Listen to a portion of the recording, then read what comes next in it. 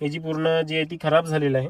आता नाही, आता मे बी फ्यूज गेलेला आहे किंवा काय गेलेलं आहे माहीत नाही, परंतु आता ही ऑन होत नाही. हा जो दिसतोय इकडे तुम्हाला, हा ॲक्च्युली जेव्हा मी गाडी घेतली तेव्हाच हा होता. सेल तुम्हाला टाटाकडूनच लावून घेतलेलं मी डीलरशिपमधून.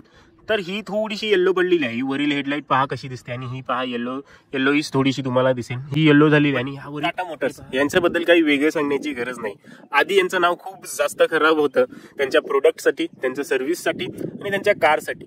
भले त्या कार ज्या त्या अजून देखील आपल्याला रोडवरती दिसतात, इंडिका वगैरे ह्या सगळ्या कार्स जुन्या, परंतु तरीही लोकांच्या मनामध्ये त्या कार्स बद्दल भीती होती. परंतु टाटा मोटर्सचं चित्र जे बदलून टाकलं झेस्ट पासून टियागो आणि मेनली टाटा नेक्सॉन आणि टाटा पंच या कार्सनी त्या टायमापासून टाटा मोटर्सचं पूर्ण लोकांच्या मनातील चित्रच बदलून गेलं. आणि आता जे आहे टाटा मोटर्स, जी पहिला कार सेल करण्यासाठी खूप जास्त त्रस्त असायची, कार जे ते जास्त सेल नाही व्हायचं, आता त्याच कंपनीचे एक मॉडेल जो आहे तो महिन्याला 17 ते 18,000 युनिट विकला जातो. मागे जी उभी आहे ती नेक्सॉन महिन्याला 17 ते 18,000 आरामात जाते.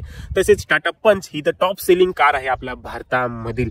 हॅरियर झाली, सफारी झाली, बहुतेक साऱ्या गाड्या ज्या आहेत त्या खूप लोक पागल आहेत अशा गाड्यांसाठी. हॅरियर आणि सफारीच्या मागे तर लोक तिचा रोड प्रेझेन्स आणि तिची साईज, तिची क्वालिटी वगैरे बघून. तसंच मित्रांनो, आपली जी मागे उभी आहे टाटा नेक्सॉन ही 2018चा मॉडेल आहे. सध्या काहीच दिवसांपूर्वी टाटा नेक्सॉनचे 6 लाखावा युनिट बनवून मॅन्युफॅक्चरिंग प्लांटनी बाहेर काढलेला आहे.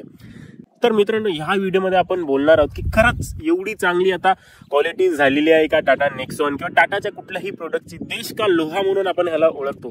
मागील ही गाडी जी आहे ती 2018ची आहे. तर ह्या व्हिडिओमध्ये मी काय सांगणार आहे, मी वेगळं काही जास्त सांगणार नाही, परंतु मी ही गाडी 6 वर्ष झाली वापरतो आहे. तर ह्या गाडीमध्ये डेप्रिशिएशन काय झालं, म्हणजे आपण बोलतो की बाबा हा टाटाची गाड्या अशा तशा, परंतु वापरायला ह्या नक्की कशा आहेत. ह्या गाडीमध्ये कलरमध्ये किंवा तिच्या मेटलमध्ये किंवा इलेक्ट्रॉनिकमध्ये काय फेल्युअर्स आले किंवा काय प्रॉब्लेम झाले 6व्या वर्षी. आणि बहुतेक सारे लोक मला विचारत असतात, त्यांना देखील नेक्सॉन घेण्याची इच्छा आहे किंवा टाटाचा प्रोडक्ट घेण्याची इच्छा आहे. अशा वेळेला तुम्हाला हा व्हिडिओ समजून येईल की 6 वर्षानंतर तुमच्या गाडीमध्ये काय प्रॉब्लेम्स असू शकतात, तुमची गाडी 6 वर्षानंतर कशी असू शकते.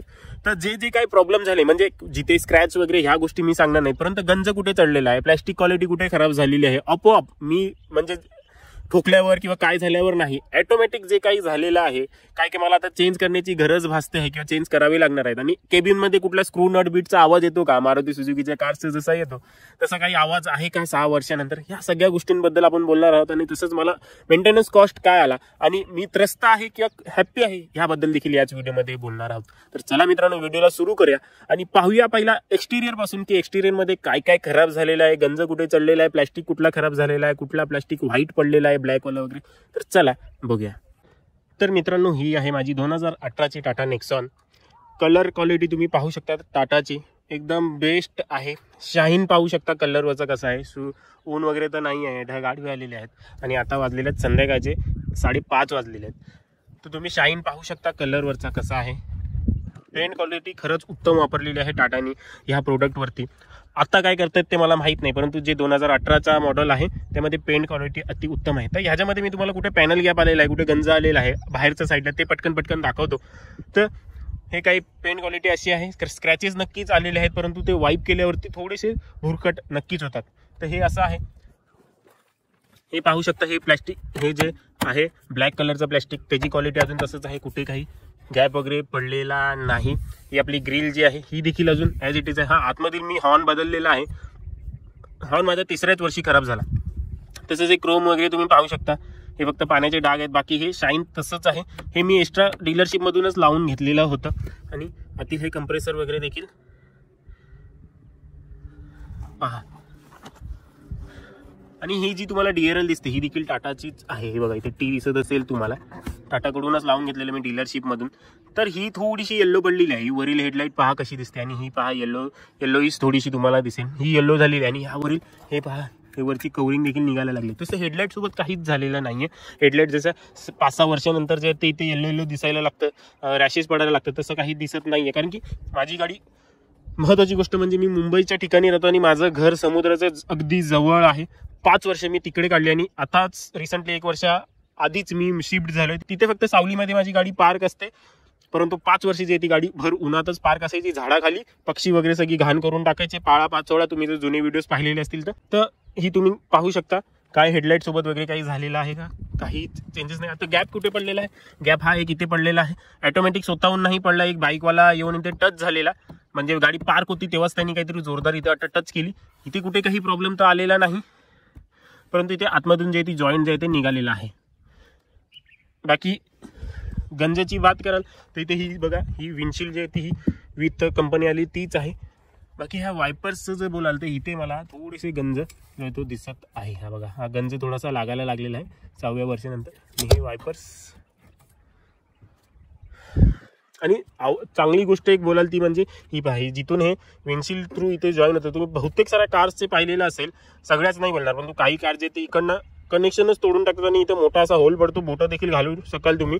माझी जेव्हा एक मारुतीची गाडी होती तिचं तसंच 2-3 वर्षीच ते झालं. प्लॅस्टिक क्वालिटी एवढी खराब होती की लगेच इथे फट पडा, म्हणजे ते उन्हाने एकदम तडकलं आणि तडकून जे तिथे फट वगैरे पडायला लागली. परंतु इथे तसं काहीच नाहीये, अगदी शेवटपर्यंत पहा तिकडे काहीच नाही. आणि पॅनल गॅप्स वगैरे जे आहेत ते आधी जसे होते तसेच आहेत. टाटाचे थोडेसे जास्तच असतात, हे तसेच आहेत पहा, आधी जसे होते अगदी तसेच आहेत. बाकी हा ORVM ह्याचा तुम्ही पाहू शकता की काय व्हाईट वगैरे पडलाय का, ब्लॅक कलरचा आहे तर नाही, कुठेच नाही. तर गंजाची जर बात कराल तर ही पहा, हा जो दिसतोय इकडे तुम्हाला, हा ॲक्च्युली जेव्हा मी गाडी घेतली तेव्हाच हा होता. 2-3 महिन्यातच मला दिसायला लागलेला. मला वाटलं हा खूप जास्त वाढेल, परंतु आता 6 वर्ष झाली हा तसाच आहे. हा इथे एक गंज आहे. आणि दुसरेचं गंज बोला, आता हे जे क्रोमचे हँडल आहेत, हँडल क्रोम जे आहे ते मी बाहेर नाही घेतलेले आहे. याची क्वालिटी लगेच हे व्हायला लागली. बाहेरचं स्वस्त आहे, 200-300 काय 300 काय 400 रुपयाला मी 4ही दरवाजाचे घेतलेले, तर त्यामुळे हे मान्य आहे.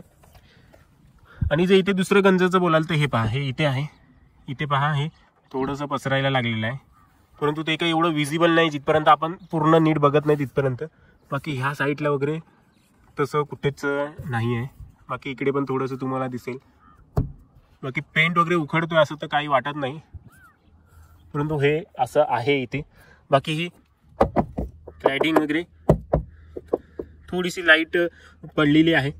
बाकी त्याच्यावरती जे ड्रेसर लावला तो पुन्हा ॲज इट इज ते तशीच होती, परंतु मी लावला नाही का तर तुम्हाला दाखवायचं होतं. इथे देखील तेच आहे. हे बघा, ही क्रोमची क्वालिटी कशी झालेली आहे आणि इथे देखील तेच, ह्या भागामध्ये तेच आहे. हे मे बी दगड लागून तुटलेलं आहे इकडे. बाकी टायर्स देखील माझे तेच आहे जे कंपनीसोबत आलेले गुडियर्सचे. मागे हे मडगाळ जे आहे ते मी टाटामधूनच लावलेलं होतं आणि इथे देखील एका बाईकवाल्याने हिट केलं वेगात येऊन, तर ते तुटलंय. बाकी काही एक झालेलं नाही. आणि मागचं जर बोलाल, मागे कुठे असा गंजाचा वगैरे भाग नाही. मागे फक्त हे पॅनल गॅप जे आहेत ते आधीपासूनच असेच आहेत. हे पहा, जे आहेत हे गॅप जे आहेत हे आधीपासूनच असेच आहेत. याच्यामध्ये काही एक बदल झालेला नाही. मोस्ट ऑफ लोकांचे मी बघितलेले इथला कलर जो आहे तो निघालेला होता. माझं तरी तसं काही झालेलं नाही आहे. एक सांगतो की ह्या गावा ठिकाणीच एक बाईकवाला येऊन मला जोरदार ठोकले. त्याचा पूर्ण मडगा जो होता त्याचा टायरला टेकायला लागला, परंतु माझ्या गाडीला काही नाही झालं. बघा, इथे ठोकलेला होता. हे थोडासा पेंट निघालं इथून, पण त्याचा पूर्ण मडगा जो आहे ते चेपलं. बाकी हा बोलायला झालं तर ही लाईट जी आहे ती आता वर्क करत नाही आहे, ऑन होत नाही. आता मे बी फ्यूज गेलेला आहे किंवा काय गेलेलं आहे माहीत नाही, परंतु आता ही ऑन होत नाही. आणि पार्किंग सेन्सर जे आहेत ते योग्य प्रकारे काम करतात. आधीच्या गाडीमध्ये 4 असायचे, परंतु आता एक डिसएडव्हान्टेज असा वाटतो टाटाच्या गाड्यांचा, कारण की आता खूप जास्त कॉस्ट कटिंग केली जाते टाटाच्या कार्समध्ये. आता 2च फक्त सेन्सर दिले जातात, आधी 3 दिले जायचे. बाकी लाईट्स वगैरे जे आहेत ते सगळ्या वर्किंग आहेत, काहीच एक प्रॉब्लेम नाही. तुम्हाला पाहिजे तो ऑन करून दाखवतो. फक्त यातील मधील एक बल्ब जो आहे तो उडाला आहे. हे पहा, ह्या सगळ्या वर्किंग आहेत आणि मधील एक बल्ब उडालेला आहे. तुम्हाला दाखवीन मी मध्ये एक क्लिप लावून. आणि ह्या बाजूला बोलाल तर ह्या बाजूला देखील ते हँडल जवळ वगैरेच, बाकी ॲज सच काही नाही आहे असं दाखवण्यासारखं वगैरे की बाबा काही कमी झालंय वगैरे, असं काही नाही आहे. परंतु हा इकडचा मी तुम्हाला दाखवतो एक दरवाजा, तो मे बी आधीपासूनच तसा होता. त्याची फिटिंगच बघा ही बरोबर नाही आहे, तर तो इकडे लागतो. बाबा इथे लागतो तो आधीपासूनच इथे लागायचा, तर आता तो जास्तच लागायला लागलाय. बाकी कुठल्याही दरवाजात आवाज किंवा कुठले इलेक्ट्रिक फेलियर वगैरे असं सचच काहीच नाही आहे. आता तुम्हाला इंजिन मधलं दाखवतो मी तुम्हाला कुठे रस्टिंग वगैरे आलेली आहे. आणि इथील जर बोलाल फ्यूलच्या हेतून, तर ही कॅब जी आहे ती इथून तुटलेली आहे. हे ते जे लाल चिटकलेलं असतं म्हणजे ही हारू नये म्हणून, खोलल्यावरती कुठे इकडे तिकडे ठेवावी लागू नये म्हणून. तर हे इथून देखील तुटलेलं आहे. आता सध्या तरी हे रिप्लेस केलेलं नाही आहे, परंतु करायचं आहे रिप्लेस. तर हा आहे आपला बोनटच्या आतमध्ये हे सगळे पाण्याचे डाग वगैरे. इथे मग थोडासा लाईट तुम्हाला गंज दिसून येईल. मेजर नाही आहे, थोडासा लाईट ते पाण्याने भिजल्याने, बाकी कुठे नाही आहे. हे इंजिन बे खूप धूळ आहे. गावा ठिकाणी धुळीमध्येच खूप जास्त गाडी चालते आणि मुंबईला देखील सगळीकडे मेट्रोचं काम चालू आहे, सगळीकडे धूळ आहे. तर इथे तुम्ही पाहाल तर फक्त ह्याच्यावरील तुम्हाला हे जे ते गंजलेले दिसतील. बाकी ही पाईपलाईन थोडीशी हे दिसेल. आतमध्ये सचेस तसं काही नाहीये. बाकी पाईप वगैरे कुठला मेल्ट वगैरे झालेला नाहीये. बाकी सगळं ठीक कंडिशन मध्ये आहे. हा एक जे आहे ते माझं डायरेक्ट स्वतः इथून जे एसीचं जे एक ह्या लाईनची जे एक जॉईनिंग होती ती थोडीशी लिकेज झाली होती 3ऱ्या वर्षी, आणि ती जाऊन मी रिपेअर करून आणली त्या टाटाच्या सर्व्हिस सेंटरवर. त्यांनी हे मला तात्पुरतं लावून दिलं, त्यांच्याजवळ नव्हतं म्हणून.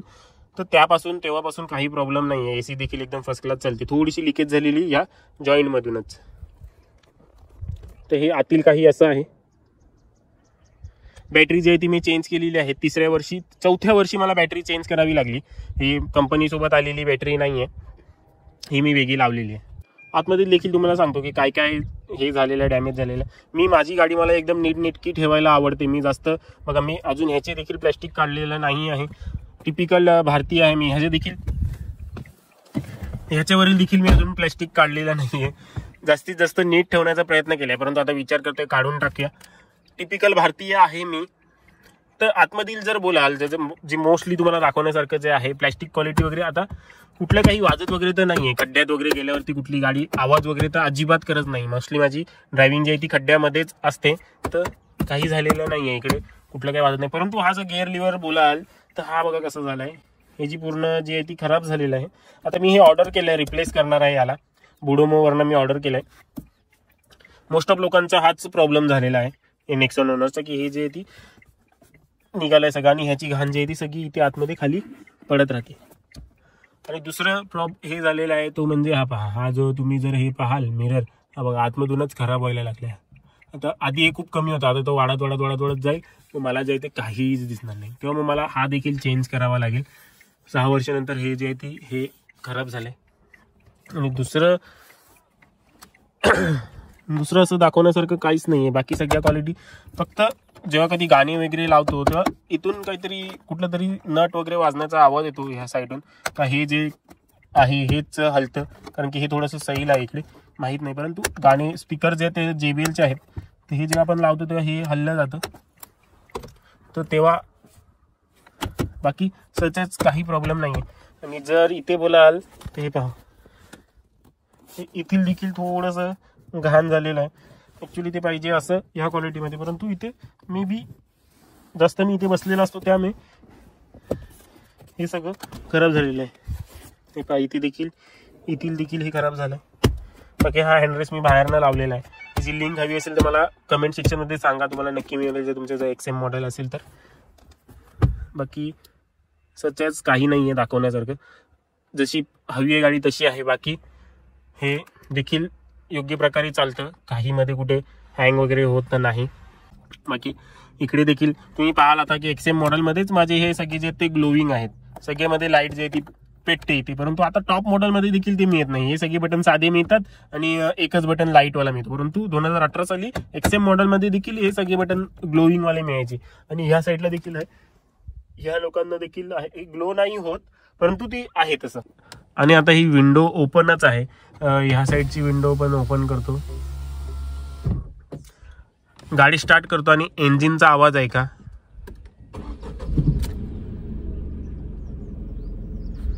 ही गाडी स्टार्ट झालेली आहे.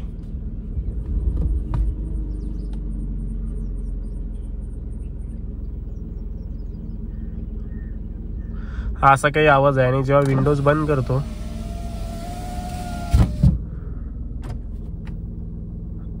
हा काही तुम्हाला आवाज असा येईल. आणि बाहेर गेल्यानंतर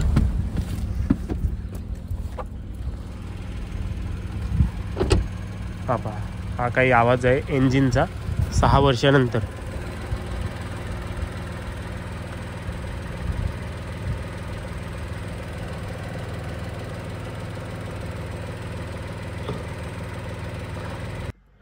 माझे जो एक मारुतीची कार होती ती तर दुसऱ्या तिसऱ्या वर्षी जी आहे ती तिच्यातलं सगळं हलायला लागलं आणि सगळं वाजायला लागलं. तसं आपल्या या नेक्सॉन सोबत काही नाहीये. फुल्ली सॅटिस्फाईड आहे आणि फुल्ली रिकमेंडेड आहे तुम्हाला हा प्रोडक्ट. आणि मेंटेनन्स कॉस्टची जर बोलायला आणि रिपेअर कॉस्टची जर बोलायला गेलं तर रिपेअर कॉस्ट जो आहे तुम्हाला एकदा हॉर्न बदलावा लागला, एकदा एसीचं काम झालंय, ते टोटल त्यांचं बोलायला गेलो रिपेअर कॉस्टमध्ये जर ते पकडलं तर ते त्यांची किंमत काहीतरी दोघां मिळून हॉर्न चेंज करायचे आणि काहीतरी 3,000 होऊन जाते. एसीचे काहीतरी 2200 रुपये त्या लोकांनी घेतलेले, गॅस टॉपअप वगैरे करायचे आणि रिपेअरिंगचे, आणि हॉर्नचे जे ते 1000 रुपये आपण जो सिलेक्ट करू त्यावरती. तसं ते आहे 3,000 रुपये 6 वर्षामध्ये. आणि जर सर्व्हिसिंगची बोलाल तर 6 वर्षात प्रत्येक वर्षाला मला 5,000 रुपये तुम्ही ॲव्हरेज पकडा. कुठल्या वर्षी 4,500, कुठल्या वर्षी 3,500 होते, कुठल्या वर्षी 6,500, जे काही आपल्याला समजा स्पार्क प्लग वगैरे चेंज करावं लागतंय त्याच्या हिशोबाने प्राइस कमी जास्त होत राहते. तर ह्या वर्षी जे ती लेटेस्टमध्ये 5,500 रुपये मला आलेली आहे, 5,000 ते 5,500 रुपये एवढीच मेंटेनन्स कॉस्ट येते. बाकी जास्त असं काही नाहीये. महत्वाचं काय असतं, जशी आपण आपली गाडी ठेवू तशी ती राहते. तुम्ही जर कुठेही तिला पार्क केलं, कशीही ठेवलीत, योग्य प्रकारे त्याची काळजी घेतली नाही तर ती तशीच राहणार आहे. नीट चालवली नाहीत, कशीही वेडीवाकडी चालवली तर ती तुम्हाला खर्च जे आहे ते देणारच आहे. त्यामुळे गाडी अशी चालवा की बाबा तिची काळजी घ्या, तेव्हा ती देखील तुमची काळजी घेईल. बाकी कुठेच काही प्रॉब्लेम नाही आहे. टाटा मोटर्स खूप चांगलं काम करत आहे, तर आपल्याला त्यांना अप्रिशिएट करणं गरजेचं आहे. जर तुम्हाला वाटत असेल आपण सेफ राहावं आणि आपल्या देशाला पुढे घेऊन जायचं आहे तर तुम्ही नक्कीच टाटाचा प्रोडक्ट कन्सिडर करू शकता. आणि ॲव्हरेजचं जर बोलाल तर मला ॲव्हरेज जो आहे तो नॉर्मली सिटीमध्ये जो आहे तो 10चा वगैरे मिळतो. मुंबईमध्ये मी राहतो आणि हायवेवरती जर एकदम नीट गाडी चालवली तर 14-15चा जो आहे तो हा ॲव्हरेज मिळून जातो. फुल गाडी आहे, फुल गाडी लोडेड, रिकामी मी कधी मोस्टली जात नाही. फुल्ली गाडी जेव्हा असते तेव्हा 14-15 विथ AC सिटी मोडमध्ये हा ॲव्हरेज आपल्याला मिळून येतो. तर मित्रांनो, आशा करतो तुम्हाला माझ्या ह्या व्हिडिओपासून मदत झालेली असेल, व्हिडिओ आवडलेला असेल. व्हिडिओ जर हेल्पफुल वाटला, आवडला तर खाली कमेंट करून सांगा. भेटूया पुढच्या व्हिडिओमध्ये. चॅनलवरील बाकी व्हिडिओज देखील पहा, तुम्हाला त्यांनी नक्कीच मदत होईल.